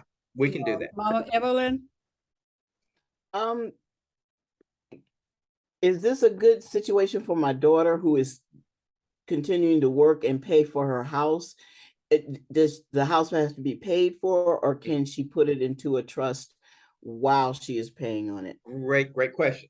What Sister Evelyn is asking is, if you have a home that has an existing mortgage, can the title to the house be transferred to a trust? Yes, it can. That's called a subject to transfer, Sister Evelyn. The house title or deed is being transferred to the trust subject to the existing mortgage. I just tell my client, have your daughter in that case, contact a mortgage company. And if she was to pursue a trust, say, hey, I'm transferring this property into a trust. I will continue to pay the mortgage the way I always have. And they'll check the record. They'll see it's been paid for. No problem there. They'll say, okay, fine. And she would ask them, do they have any internal form that they would like for her to fill out? And that's just more of a courtesy. Most of them will say, no, thanks for letting us know, but no. Now, why is that? Folks, they just want the mortgage to be paid. They don't care what name's on that title. They still have a mortgage, which is nothing more than a debt instrument recorded against that property. So no matter whose name pops up later on the deed or title, if there's a default in that payment, they're still taking that house back. So that's why it's no problem. Okay. Oh my God. You know what? I'm in love. We all are. I'm so in love. This is like, so let me share this. I know that we're at 10, but we already used to that. If people got to go, they got to go, but I'm not going to let you go without dealing with this. Okay. And that is because my sister and I are, we lead a group of over 100 people that are experiencing what they call the GCR and all of that. And we were instructed and are instructed whenever you start the process of getting trust, and whether you get the EIN or you put it in your Social Security, what numbers you use and stuff. And we've been doing it because of well, on the internet, it'll say, some say don't, some say do. And all. But we have been, there is a brother that said he needed to help us to prepare for this happening. Okay. And so thank God for him, but he doesn't go into what you go into. We just knew we needed to get a trust. So we just doing what we should. And not knowing and not being told why or the benefits. Exactly. In general, he just said, you need a trust. He does it in general, but not to the extent where we can come together and hear what you just shared. Okay. And I definitely want to pull all this, just my family, because we made sure that our entire family, through 3 generations, knew about this happening, right? And then all of our friends, and we let everybody know. We've been involved for about 4 or 5 years, and I've been like, who can we have that can break this stuff down to us, where we are walking in knowledge and not just following something, don't know what to do next. Well, you'll know, then when we get to, this level and this level, but to actually know how important it is, and how important it is, and as well, things that we need to put in there, like what the Rockefellers put in there. I read a book, what the Rockefellers did versus what was that other family town? The Rockefellers and they always talk about Carnegies, the Carnegies, maybe. not the Carnegies. No. But okay. One set it up really, really where the family had to do this, and the other one did not do that. They're still wealthy and stuff, but they did not set it up and making sure that it continues generation. Was it the Vanderbilts by chance? There you go. Right. And I want to pull them all together, and I want you to be, to show us what to do, so that we are wise. The brother that has been leading us, they set up, the trust, if you could go through them, some through others, and some, like the sister Sunday has a trust, and she's under sovereignty. So she, her thing is different. I want my people to be knowledgeable and wise. We do. And those generations that we are leaving it to, that there is a teaching that they can, so we're not giving it to somebody or setting it up under them being the trustee, and they don't know what the heck they're doing, even though we trust them, but they may have no knowledge of what to do with this, and to protect it from generation to generation. And Absolutely. Tell her, Ken. I would love for you to do that. Yeah. Yes. Count me in. Count me in. Jackie, tell her what, dear. I'm going through setting up my trust. And Ken, he's going to teach the people that I'm assigning as trustees. He's going to have training for them to understand all that I'm learning. Right. Because ultimately I'm going to be the trust director. Yes. Until I pass. But then the person who's come after me, they need to know what those next steps are too for them. But then this is my trust. Everybody will need to have their own trust. Right. Absolutely. If they have assets and they want those assets protected, their trust would protect their assets. Absolutely. Their assets. Absolutely. And in fact, you go ahead. No, you go ahead. Then I got a point. The organization, the businesses, one is linking everyday extraordinary people, and that is one of the things in there. Is a lot. It's a lot to it. So we'll talk, but one is definitely to have financial literacy, and for the community to be able to come in and learn. As life we know is changing, the crypto, all of these things are switching. We cannot let our people be lost. And end up at the bottom. Amen. Absolutely. At the bottom. Absolutely. Mama Juanita. Yes, this is so deep. What we were saying months ago about breaking down the barriers to our health. Yes. And the barriers that were put up by the Rockefellers when they had holistic practitioners caring for them and wrote into the AMA code that holistic practice could not be a part of the American Medical It Association. can't be medically covered by insurance as a result of Right. It's we about to work here, y'all. Yeah, that. And I'm so grateful to be a part of it with y'all. yeah. Amen. And Yes, I wanted that information to come from somebody that looks like this. Mm-hmm. Yes. Yes, indeed. You know, that Yes, indeed. and has the heart for the people. So thank you, Jacqueline. Thank you. Yes, thank you. Oh, We can praise go, Thank you. Thank God. you. Just go from real there. quick, Mama real Raziya. quick, for all of your benefit, let me just share the program. Sister Jacqueline hit upon something and I didn't cover it. Real quick.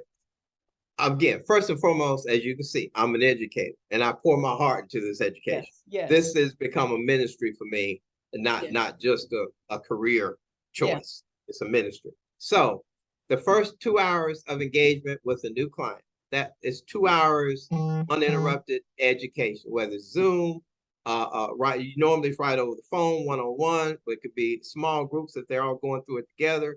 But that's the 2 hours where I go through the entire document. And the U.S. Common Law Trust document that I utilize is about 45 pages, give or take. So we go through that whole document. After I go through the document, which is a Microsoft Word document I send to the client to prepare them for that 2 hours. After I go through it, you then have to do your part and fill in the blanks. Things in red or blanks is where you put your information. Who's going to be your trustees? Their names and addresses. Who's going to be the head trustee, known as trust protector? And he explains it all very clearly. It's all explained thoroughly. So you know what to put where, and you know why you're putting it there. And after you fill in your part, you send me back the draft. I review it thoroughly and don't print out anything until I've reviewed it and we got 100% agreement. It is now ready for printing. You print it, get everyone's signatures and notarize where everyone has to be signed and notarized. At that moment, your trust is now in full force and effect at that moment. Now we're going to immediately call the bank of your choice, set you up an appointment to go in and get that highly esteemed trust account open. Okay, you and your second signatory, if the bank wants 2 signatories, I want you to have 2 signatories on every trust account. So if, again, something happens to you, unexpected, you've got a second person who can walk in and execute banking transactions on behalf of the trust. You always have a backup. And you and them go in, you establish that trust account. Now from that point, my services continue for 6 months. That's 6 months of support, 6 months of calling me, okay, Ken, I'm ready to transfer a house, I'm ready to transfer a car. How do I do that? I'm ready to write some resolutions. Help me out. So you've got that support for 6 months. At the end of 6 months, either you are good, now you know how to do everything. And oh, by the way, Jackie made an important point. After we get your bank account established, there's one more important step. I'm going to have you pull together any and all of your trustees that we appointed as part of your trust. Going to get all of you together and spend at least an hour, usually about an hour-long session, basically educating your trustees, welcoming them to your trustee board, and orientating them as to their role and responsibilities in helping you run that trust. Okay, so it's not enough just to appoint someone and say, okay, congratulations, you're a trustee. No, I want an hour with them to pour into them like I poured into you, the benefits and the values of that trust to you, and therefore encouraging them to take that appointment as a trustee very serious, and that brings them on board the right way. Okay, so you might as well go ahead and tell us the prices. Okay, pricing for the whole entire program I just laid out, $4,795, $4,795. Now, some of you are saying, might say, "Ooh, that's a lot," or wait a minute. I checked with an attorney and they were talking 10 to 15,000 with no education, with no 6 months support, with no resolution writing. So the difference is, again, I'm not an attorney, so I don't have to adhere to their pricing structure. B, first and foremost, I'm the educator. That's why you're getting that additional 6 months without paying additional $250 an hour. Now, for people call me, Ken, I just need you a few hours. That's $250 an hour. It's much smarter, therefore, to be engaged for that whole 6 months, and the hours are not limited during that 6-month period. Okay. Now, as individuals, you are all going to get a $250 discount for being recommended by Sister Jackie. But being that you all are an organization just doing things so near and dear to my heart, if any of you do embark upon becoming a client, I'm going to add to that $250 an additional $500 discount. Just as my way of showing appreciation for what you all are doing and the blessing I know you all are being to others. So you could take $750 off of that, $47.95. You basically be at $4,000.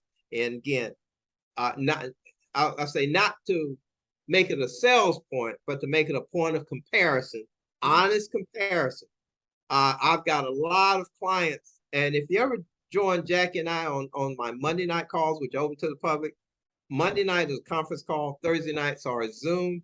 On either one, you will hear clients of mine, existing clients, that for just the trust documentation and having that trust document complete with no 6-month follow-up, none of the education, they paid $25,000 Wow. because they didn't know any better. No, I'm sorry. A couple of them paid it and then came to me later. But most of them, honestly, had looked at that program. It's an outfit out of Texas. I forget their name, but it's not important. I'm not here to bash them. Just comparative shopping.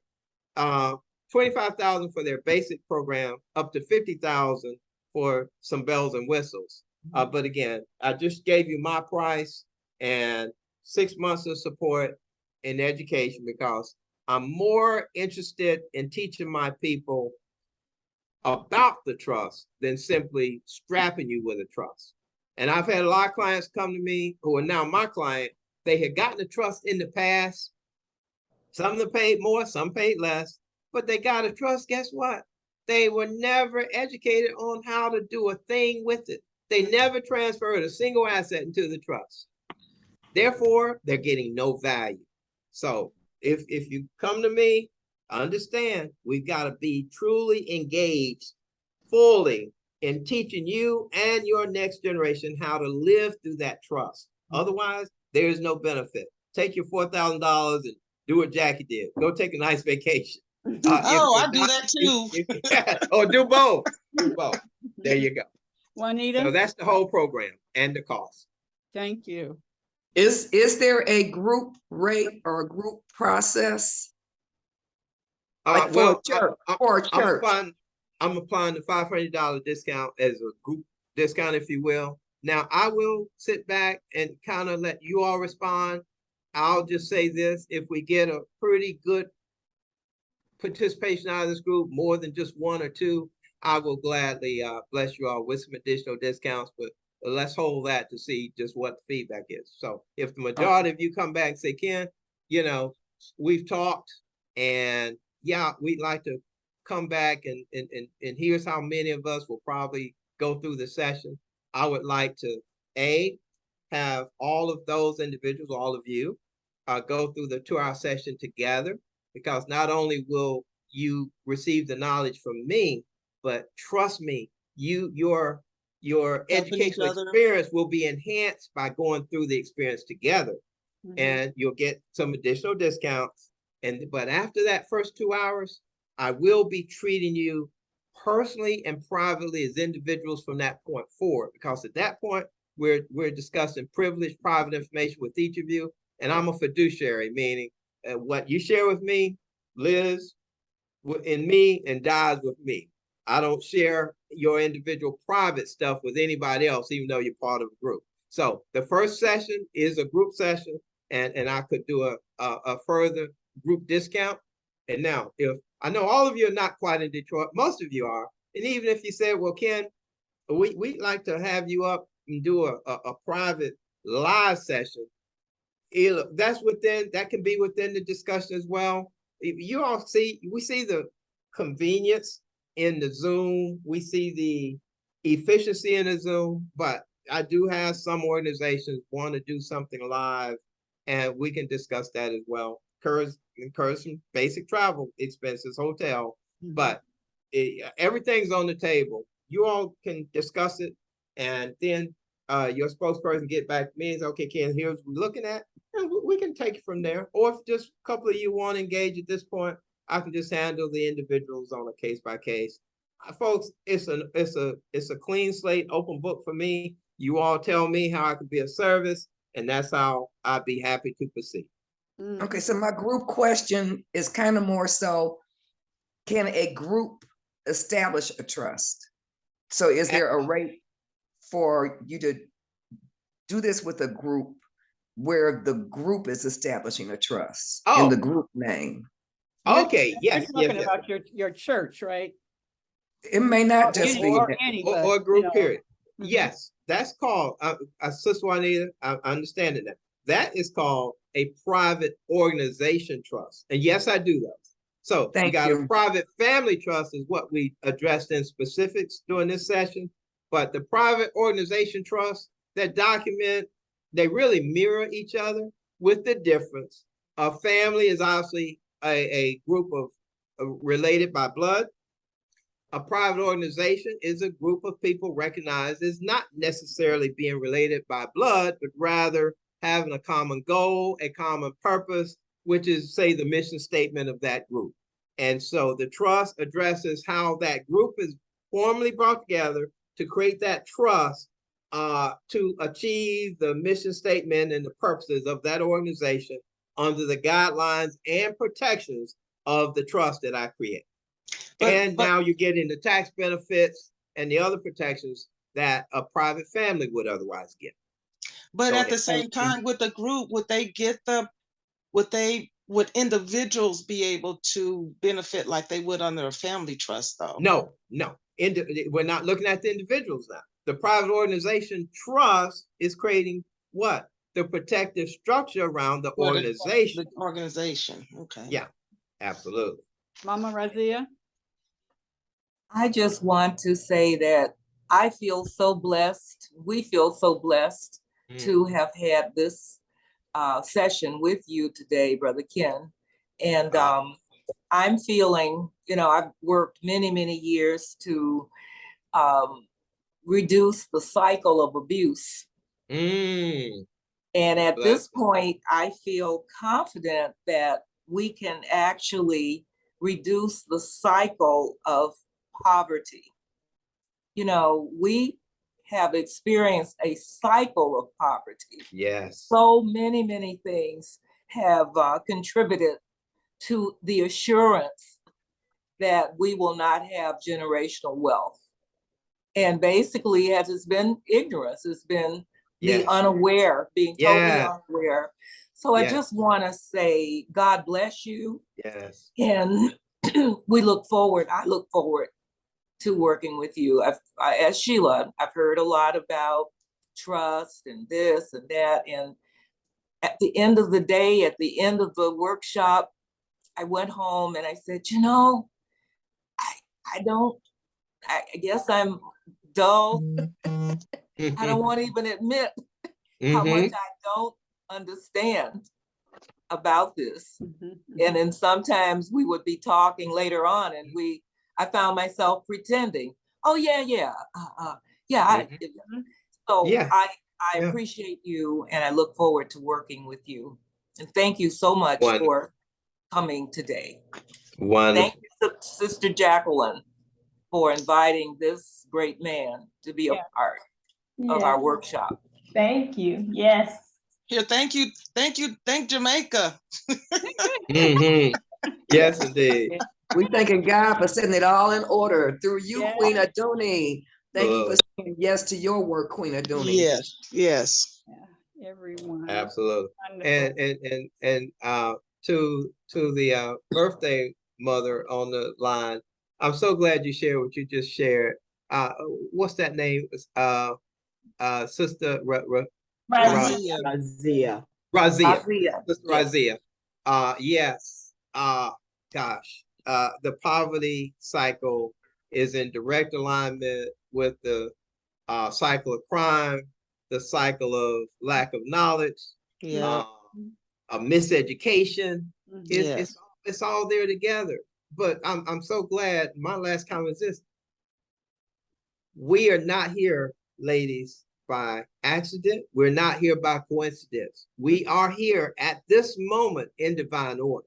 Yes. And now what we do at this moment, God leaves it up to us. But I'm looking forward to one of three things or all of them. One, serving you as an individual. Two, serving you all as an organization.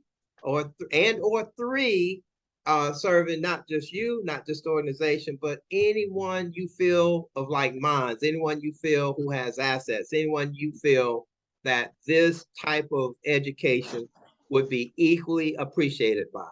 I'm ready, willing to take on the challenge to serve at all those levels, the individual level, the group level, and beyond that, your families and our communities. Because if we don't, who will? And if not now, then when? Right. And on that, let us hug ourselves.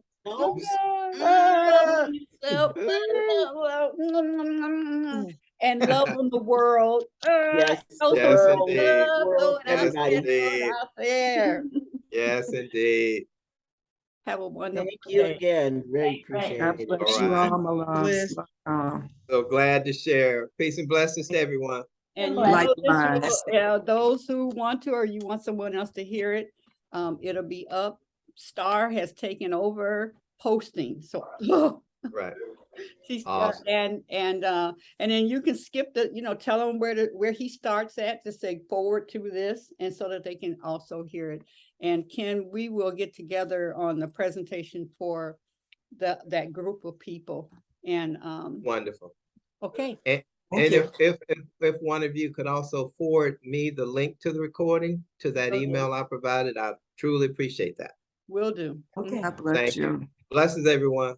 Likewise. I'll take care of that. I'll take care of that, Queen. Okay, babe. All right.